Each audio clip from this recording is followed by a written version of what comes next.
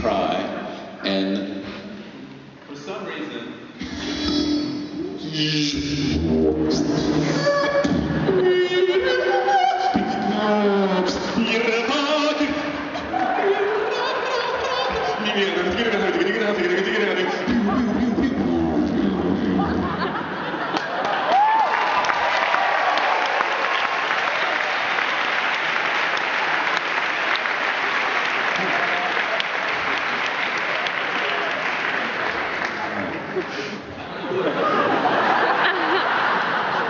this is number 2, right? Thank you. In the beginning, I was certainly interested in sound. I was interested in how the notes came out, what they sounded like. I actually have a couple of stories about it, but the first thing, though, is, to answer your question, I was more interested in the sound of languages than I was in the sound of instruments, because this instrument, to me, is the most phenomenal instrument there is. Because look at all the things that it can do. Listen to all the sounds that it can make. First off, we have something like 3,000 something languages in the world. Everybody's got the same equipment, the same stuff to work with. But it sounds,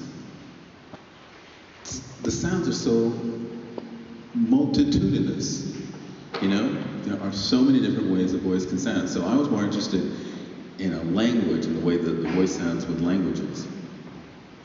So when I sing, I don't sing.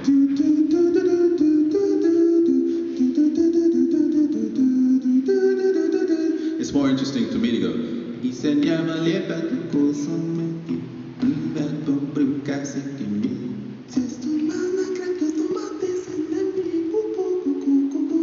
Once I had a gig in Paris. I was playing at this wonderful theater, and I did my concert, and afterwards a woman approached me backstage and she said, I've been studying ethnomusicology at the University of Southern California, and particularly focused on African languages, and in particular, those African languages that were nearly extinct or were extinct, that were kept, I guess, through records that they had found on stone or what have you.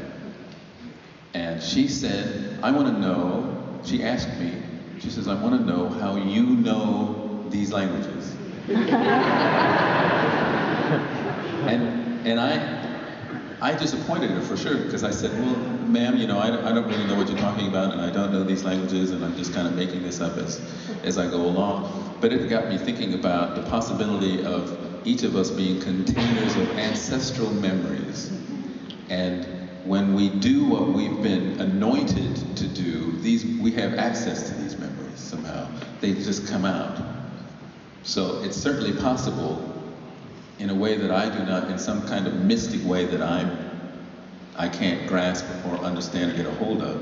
When I sing, I am tapping into some kind of ancestral field.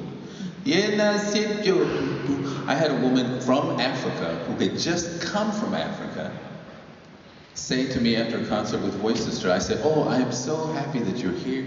I look so forward to going to Africa one day, she said, through an interpreter, but you are already there. You are already there because you sound like my village. To me, those are the best kinds of compliments, that when you're singing and you're transcending yourself and people hear their language, they hear their culture, they feel their, the heartbeat of their past. They feel it well, it greets them, and that's what we want to do as singers anyway. I'm all for entertainment. I'm all for it. But more than that, I'm into this. I do what I do because of the inner attainment that I get when a community of strangers gathers together in a room and sing together. That means more to me than anything. That's profound. Music can do that. Singing in particular.